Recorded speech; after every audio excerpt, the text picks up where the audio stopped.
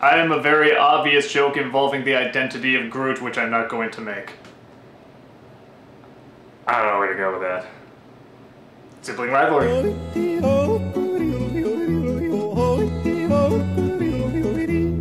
What does he always say in the movie? I am Groot.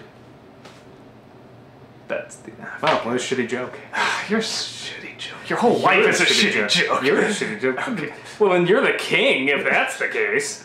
God Emperor of shitty jokes. This is going in the final thing, isn't it? Maybe.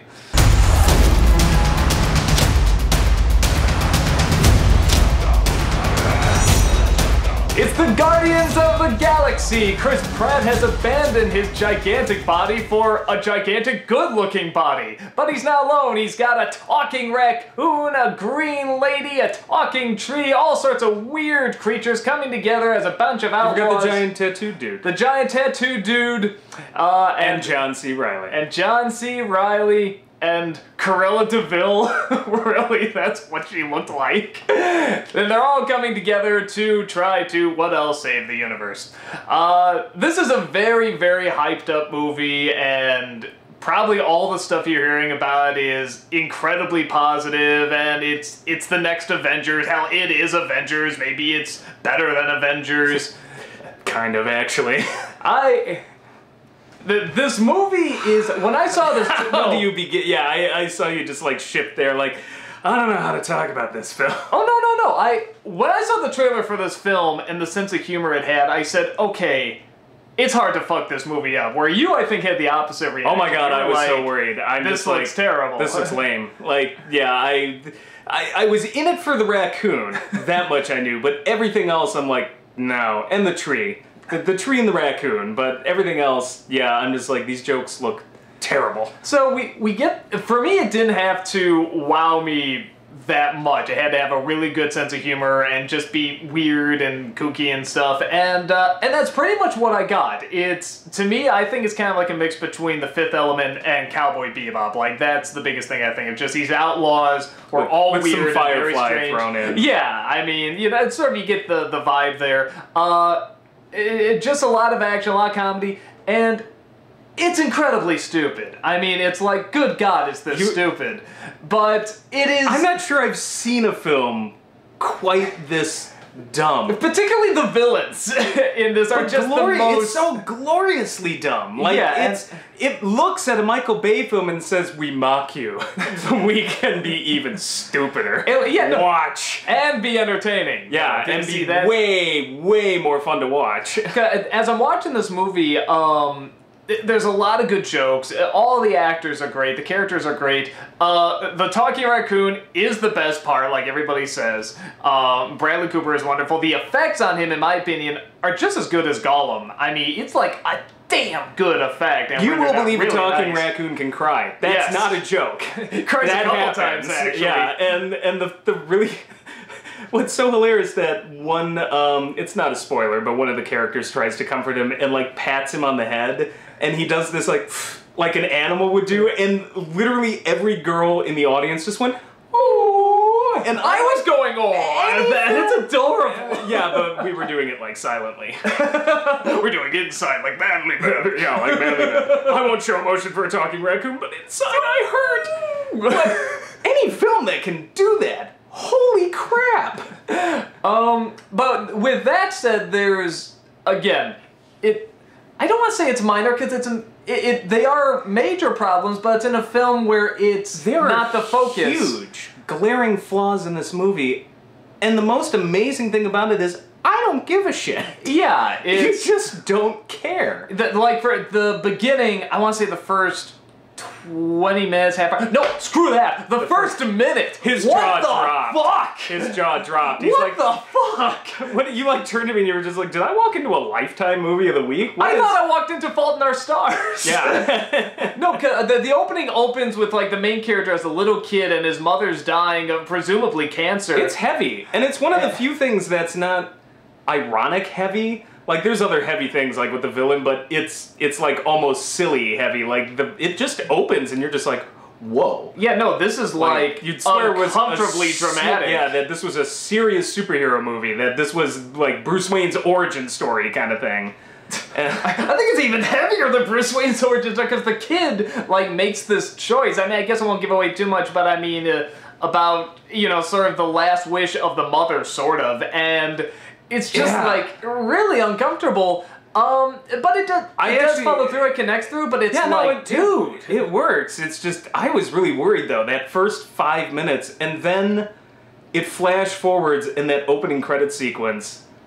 That did it for me. I was sold. I was like, he puts the headphones on. Just he puts these headphones on. He's dancing to some 70s pop music, and like a sucker, the film just reeled me in, and I'm like, all right, we're in good hands. This is gonna be great.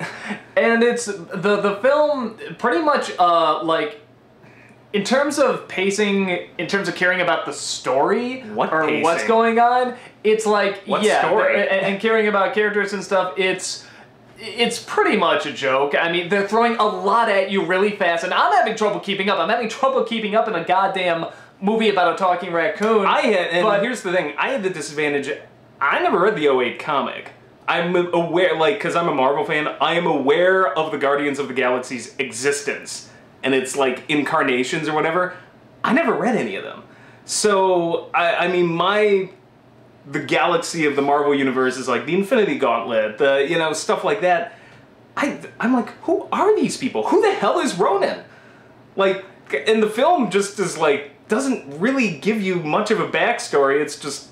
He's with that purple guy at the end of Avengers. Who's that purple guy, by the way? We find out him I knew. But you Thanos, I know. That's my domain. I'm like, okay, Thanos, good. Somebody I recognize.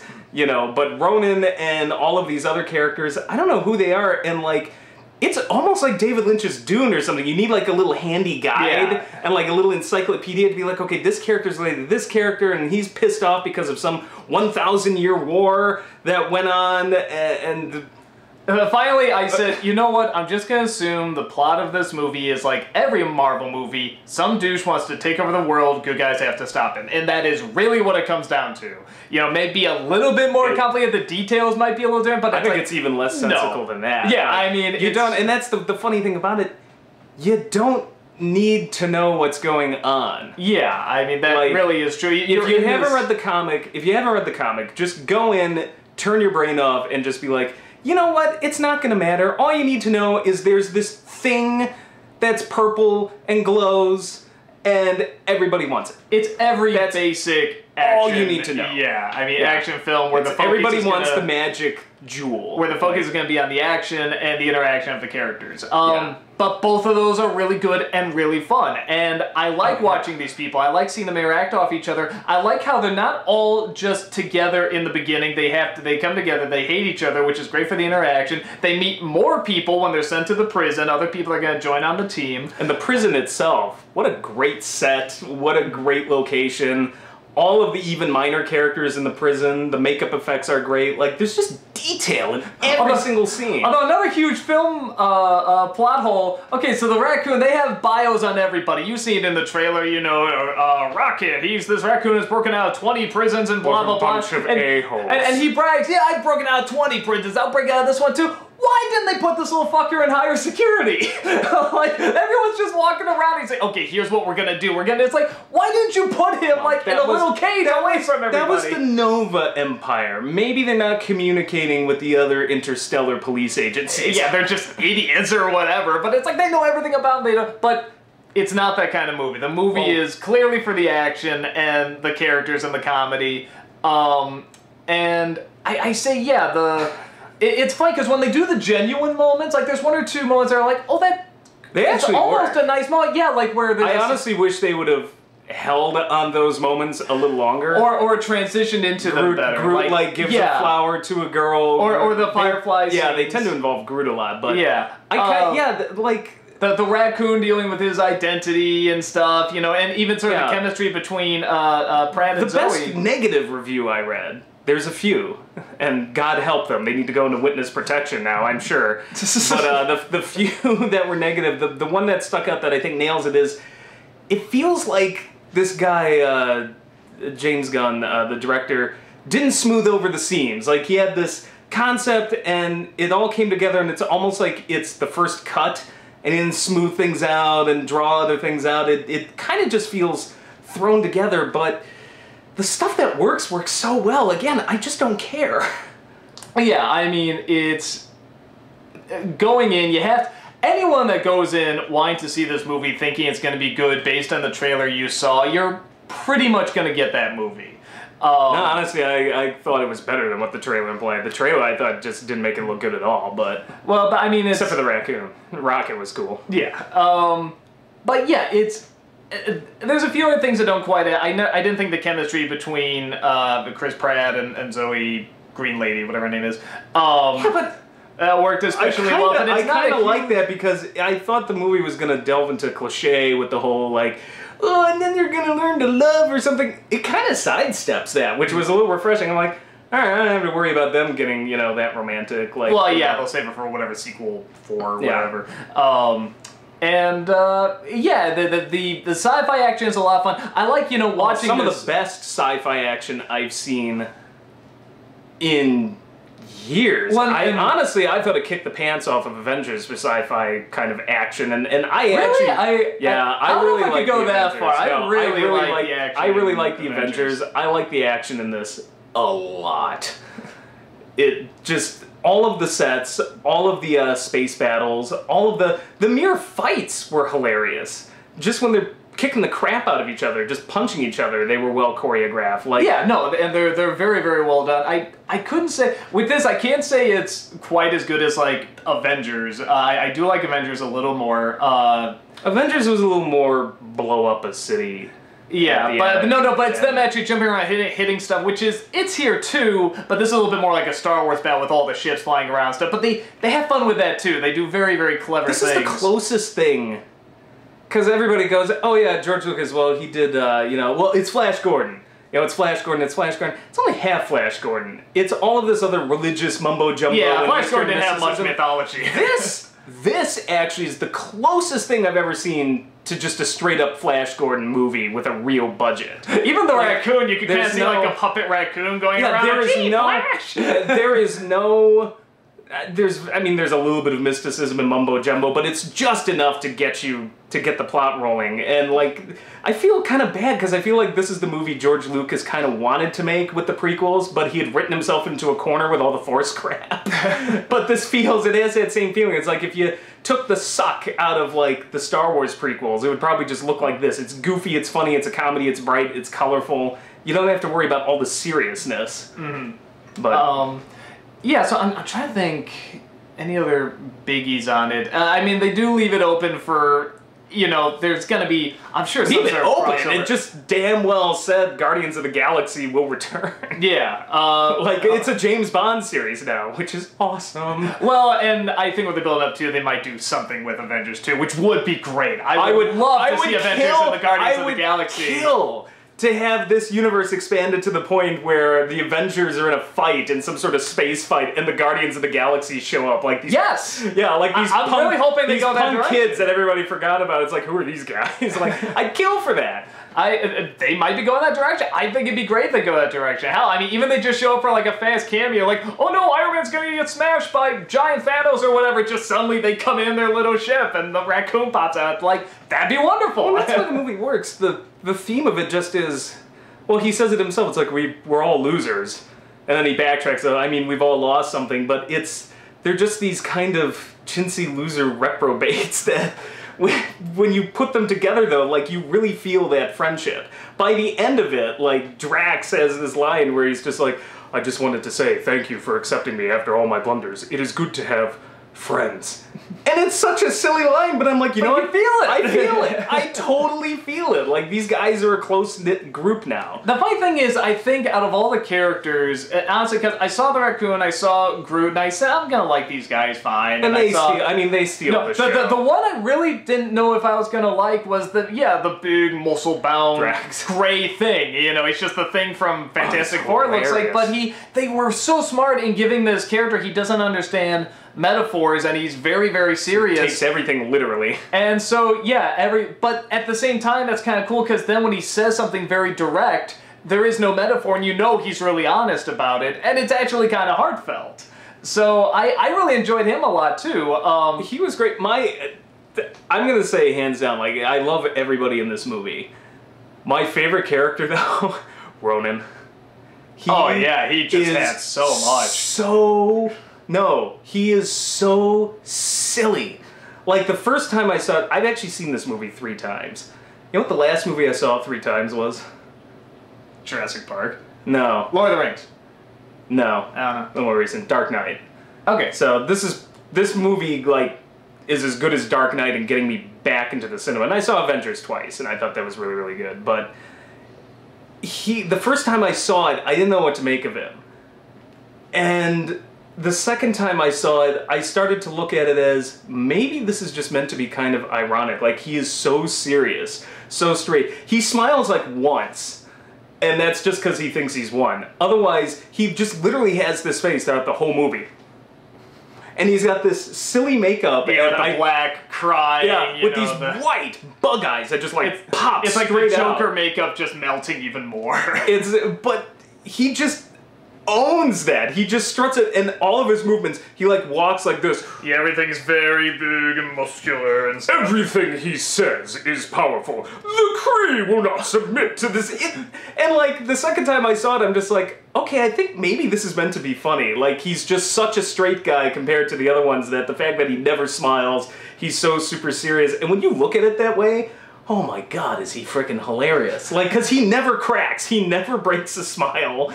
You know, I don't think the dude blinks. You know what he's like? The one good thing we liked in that horrible G.I. Joe movie was Joseph Gordon-Levitt as the Cobra Commander, because he is so silly and so ridiculous, but he's taking it so seriously. Now I will have everything. And that to me is exactly that to me is what Ronan is like. And the payoff, too, at the end, when he has to face these clowns, basically, and he's like, what are you doing? What is this? Like, and just that... I called him Frowny Smurf, or Pouty Smurf, because that's what he looks like to me. I'm just like, he's like the evil Smurf everybody forgot about. Damn it, I should have used that in my bum review. That's really good. Yeah, that's totally what he looks like. And honestly, like, having seen it 3 times though, he is my favorite character in the movie, just because he is so ridiculous, and so owns it. But... yeah, I just had to go on a tangent there because I just thought he was great. I still like the raccoon. That's my favorite. Oh no, the raccoon. Rocket's great. Like, yeah, it's gonna be everybody's favorite, I'm sure. But yeah, so. But it's a yin yang thing. You got Rocket and you got the jokes, and then you have this super serious guy. Like, so it's I say it's definitely a movie. Whether you like it more than Avengers or don't, it's along that vein. You know, of it's mostly the interaction and the action that will. That's what's entertaining about it. If you're looking for a story, if you're looking for good drama, I think you should know going in. I mean, you should really know better. There's bits of drama that work, but it's almost like the director wasn't completely confident in his ability to do. He's like, we'll throw some cool dramatic moments in, but let's just fast forward in case it doesn't work. Yeah. But they're good when they're there. But the pacing in this film, the third time I saw it, our parents are just like, hey, can we come with? And I don't know why my mom wanted to see it, because I'm like, I don't know if you're gonna like this, but I can see her liking that movie. She overall liked it, but she turns to me when the end credits are rolling and she just goes, that was relentless. It never stopped. You couldn't breathe. And it's true. That's the one part of the movie that, and I looked at her, I'm just like, I totally agree with you. I think that's the one flaw, is it's so throwing everything in your face that the seams aren't smoothed over. It's just like just more and more and more. And by the time you're done, you're just kind of exhausted. Well, the only scene where I thought I really overall in a good way. The only bit where I was like, oh, come on, can we stay there longer, was Benicio del Toro as the client. Because I love Benicio del Toro. He's great, and he looks fantastic, and he looks silly in that place where he has all the collections of different creatures. Pink-skinned slave girls. Yeah. You have elbows, don't you? No, but even then, yeah, like there's a scene where she grabs us like, I will no longer be your slave. It's like, you had a line. Like, what is this sudden build-up to her, you know, gonna sacrifice herself? It's like, you had a line. Well, okay, this is the weird thing about the movie.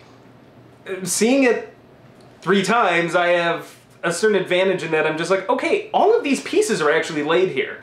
He actually puts these things in the script that hint at everything is to come, and it actually makes sense. The problem is, you just can't blink. You have to have your eyes wide open and being... It's not enough time to absorb and paying attention every single second. Almost like you're in like an old Christopher Nolan movie where it's just like so much stuff thrown at you that yeah, he has to, I think this director has to learn how to prioritize certain things and put emphasis on certain things so that you don't have to just kind of be like, oh, because watching it again, I'm like, it's all there.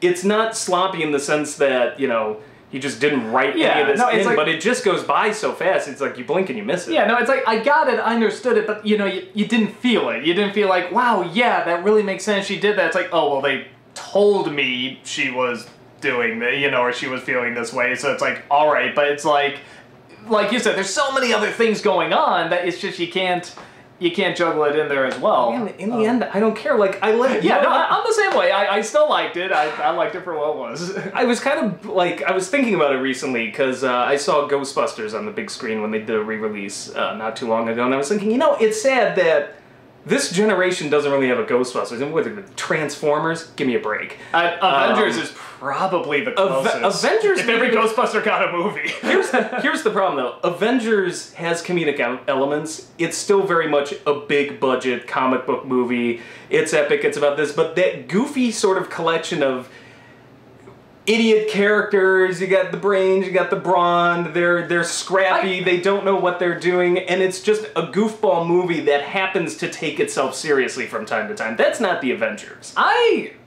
I kind of think it is, but no, well, something you said about the losers. I think you're right. The Avengers are not losers. No, the Avengers they don't get along, but they're not losers. The Ghostbusters are losers. Yeah. Like, and that's the fun of the film. When you watch it from the beginning, I mean, they get kicked out of the university, they do this, they start their own business. This is the same concept. It's like, these are a bunch of losers that get together, they're all about cracking jokes, they don't always get along, and somehow they're put in a position where they have to save the world by the end of it. And just like Ghostbusters, because when I was watching that film again, you know, they played the Ghostbusters theme and everybody's like cheering and yeah, it's a lot of fun. And when I left Ghostbusters, seeing it on the big screen, I'm like, man, I just have such a good feeling when I leave this movie. Like, I just, this giant smile on my face, and like, Guardians of the Galaxy, it did the exact same thing. Like, they play a couple of pop songs at the end and everybody's happy, and like, I don't think I need to tell people it's gonna be a happy ending. It's a goofy, you know. Yeah. But... And I was like, yeah, it's that exact same thing. It's the first time I've really felt that sort of Ghostbusters vibe of like, just a bunch of scrappy idiots getting together, saving the world, and when you leave the theater, you just have this big giant grin on your face. Yeah, so. No, I liked it. I kind of agree. It's just a really fun, stupid, enjoyable ride. I really think you can probably get from all the trailers and what people are saying whether or not this is the movie for you. I mean, like I said, I think you can get a pretty good idea. I mean, I get it. There's some people out there who read the comics and they're just like, well, it's not my Guardians of the Galaxy, and that's fine. I totally understand that. Like, if I read the comics first and I was married to this one image of what it should be, having not read the comics, I don't know how different it is, but I know some people are complaining that Star-Lord is too goofus in this, and, you know, but...